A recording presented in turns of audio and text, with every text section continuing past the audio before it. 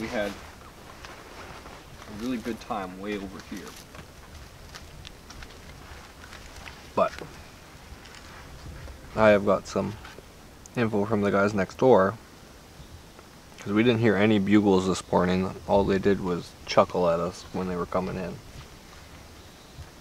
If we were here yesterday, and they said they were fairly close to us and a little bit further south. So I'm thinking they are up here on this big high thing right over here. It seems like we're going to be able to navigate all the way through on the top of it, around all of these little lakes. Seems the high features are easier to navigate. Yeah, well, everything down low is all. What is it? 2270. All right. Well, it was 7.5, I think. 7.5. Whatever that high, whatever that contour line is anything that's up in that area. We're finding the foliage changes drastically. It opens up. This is the line that we followed yesterday, going up that hill. Mm-hmm. Yeah. And that was just a big valley.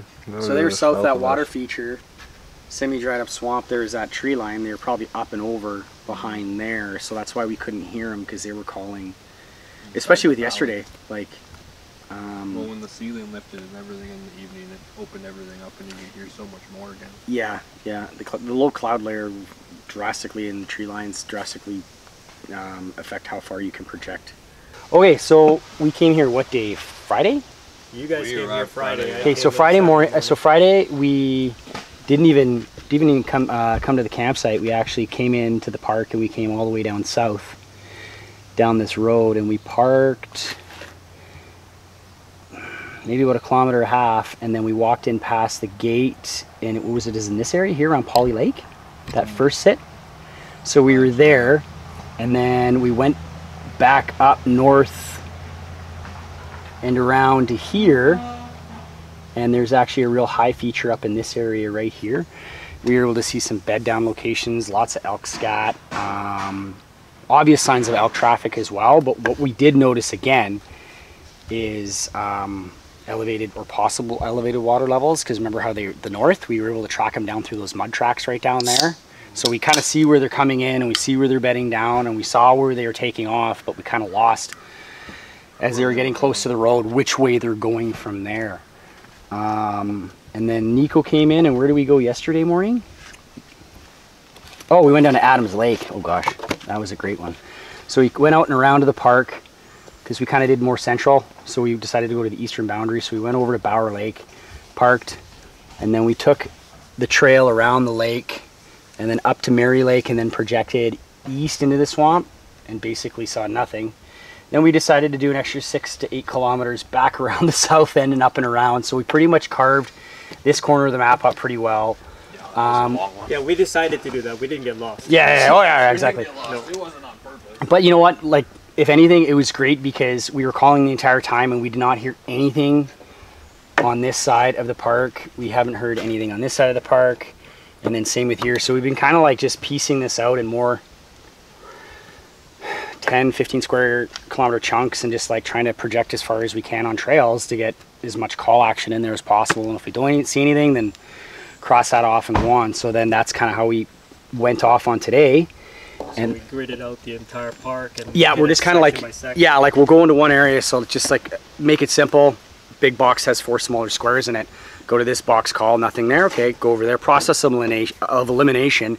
And we're also coming in from different directions too, so we're trying to get Peter to call as best, utilize that as best we can, to minimize as much we have to be bashing through the forest and stuff like that, because it's so dense in here. Yeah, it's pretty thick in there. It is. Like, there was that one area that we went into south from this morning where the trees opened up. That would have been like a beautiful 20 loophole yard shot. That'd probably be the longest shot you'd probably get in here, if you were lucky. And this is where we had our fun today. And we were hearing from the knife point basically action on this side, and then that other guy on this side right here. Yep. And then went down to this area, saw nothing. The shame of it is the central part of the park is kind of cut off right now. There's a really good trail that goes this way, and with the water, this road is closed right here, and it's closed. The entire southern road is closed basically 1.5 kilometers in from the central MSR as well. main supply route. So yeah, I don't know what the plan is today. You're looking, do you want to maybe go back to where they were? I'm thinking about going back down to Oscar. Down here. Yeah, the oil wells where we were right here. Because we came all the way from there. I know there's a trail in here to get to the there's the Oscar Lake Trail. So yeah, because we've done this part here. Yeah, this is kind of the area. Yeah. There's nothing, you're not going to find crap around where we're camping right now. No. It's been interesting, like going through and literally marking things. Okay, this is no good, but what are we doing? Like, we're looking for spore, and the good thing is like when we're not getting any information, it's still good. Like, whether if we get no spore, okay, obviously they're not there. If we're getting spore, how old is it? You know, the stuff to the south that we're seeing was like really heavily decomposed. So like you're saying, like we're really able to do a process of elimination with this being our first time the three of us have hunted in this area.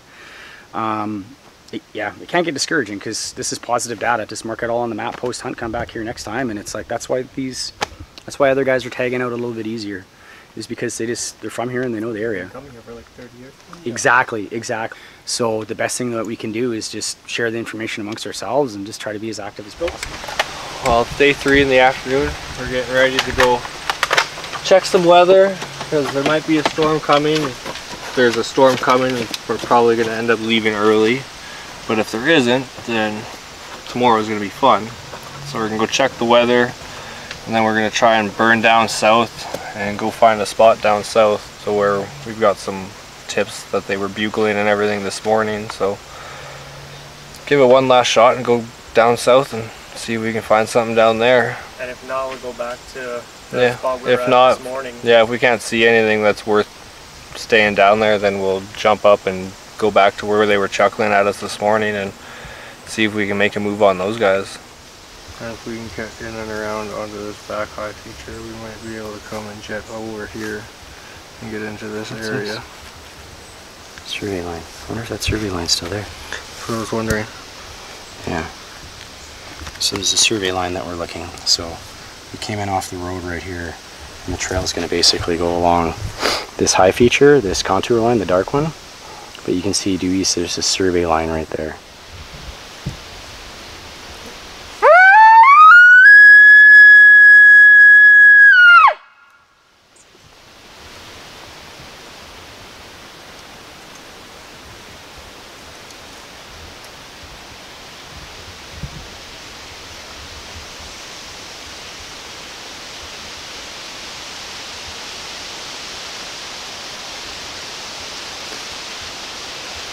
Still super quiet. That's the only time probably is to start walking now. You said that's what happened last time. Right? Yeah, we just.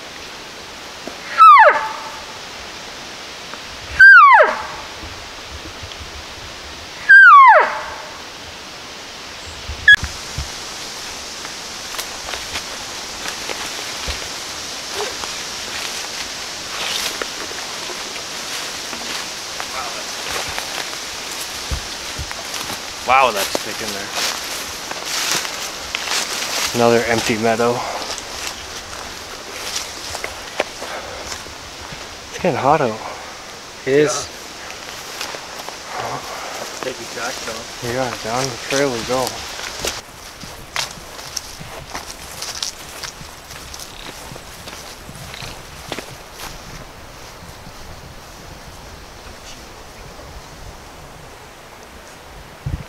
Oh, she's a big lake too, hey boys? Oh wow. My gosh. Again, what we were just saying earlier, like, he designed all this, like, it's insane. Like, ecosystems. Insane.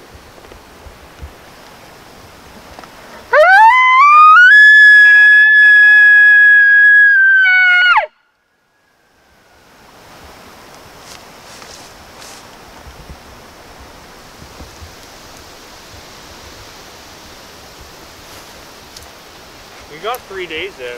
Little dip in the lake there, boys, or what? I don't want any beaver fever. That's not the beaver fever I'm all about. That's not the beaver fever. Well, it's day 3 afternoon, 4 o'clock-ish something.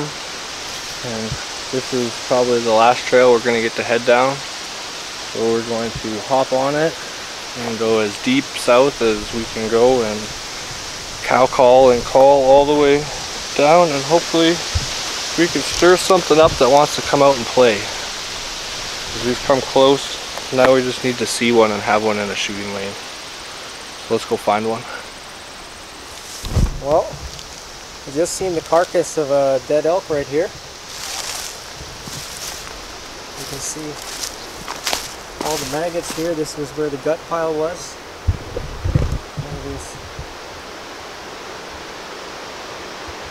Oh yeah. On the right track in this area, looks like.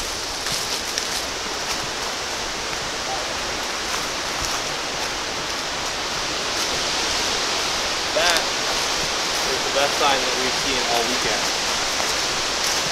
So clearly this trail has produced something like that. So let's go see if we can find ours. It's time to eat. That's even better than the chuckles this morning. Yeah. Yep.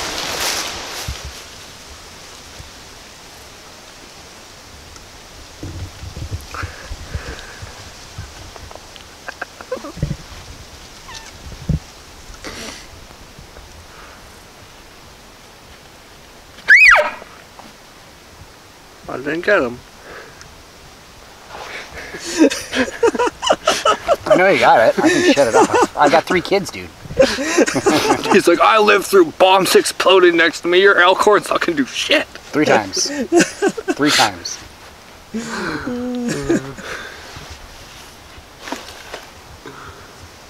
Remember laying up against the lab on my cot with this one day? The carrier's right here in the wall. We went to this place called Fob Wilson. And we heard, because we didn't go there in a while, like it was like Ambush City going there. So we went there at night. And we're like, so I'm laying back in my cot like this.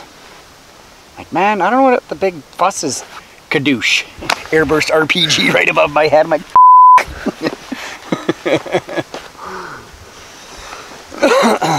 That's gonna go bleep. yeah. Bleep. Sorry, Nico. You Can't tell a military story without a swear. It's kind of hard. Yeah, I'm sorry. But welcome to our wonderful setup for the evening. You're tucked away in a nice little cove here. Nope. It's a good spot. And if you Got look that fallen basically log. right over top of Chris's tiny little girl feet, there's some nice tracks that lead right up to the trail that's sitting right behind Nico's back. Right there. 600. Right there. Going up there. And they're fairly fresh tracks. So we're hoping that we're going to sit here for the rest of the evening, call every 20 minutes or so, I guess. See if we can get anything to answer back. Sit here until the sun goes down. Give it a good hurrah shot. Stick to one spot. We've tried chasing them basically every day, so let's throw our chips in a sit and call situation and see if we can have one of them come to us for once instead of trying to chase them all the time, because that hasn't seemed to work. We've worked through the whole park, grid by grid. We've gone through almost every part of the part of the park, chasing around, chasing them. So yeah, pretty much every area we have access to, we've been to. pretty much, yeah. Yeah. So if chasing them's not working, let's grab a log, sit down, and try calling one in. We had 2 guys chuckle at us earlier this morning, just off of some cow calls, I believe. So give it a shot. Sit here till sundown. Enjoy the sunrise. That first guy, if we probably just sat there. Yeah, if we probably would have sat there, he probably would have came out. He was on his way out. Closer to him to try to call again, and we ended up spooking him. He must have been like with less than 50 yards away from us in the bush. And yeah, I seen him crash through the bush and everything. So that was a little bit of a rookie mistake. We should have just sat down and let him call back again and see what he was doing instead of trying to just rush back to him. But that was the first time we actually had somebody answer us. So we got a little bit excited, which it's bound to happen. But now we know just to sit and stay.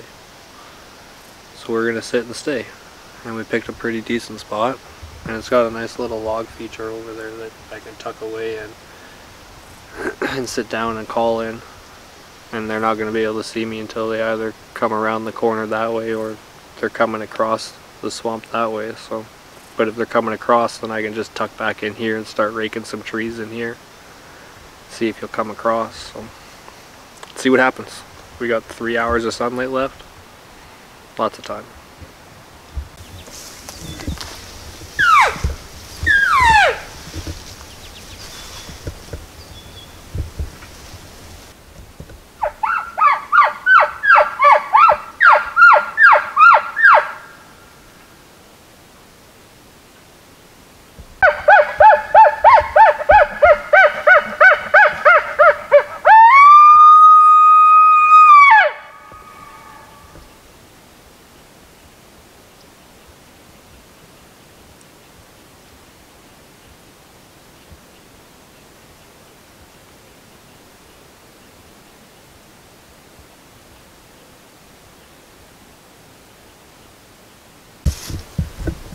So what do you think, man? You heard another chuckle?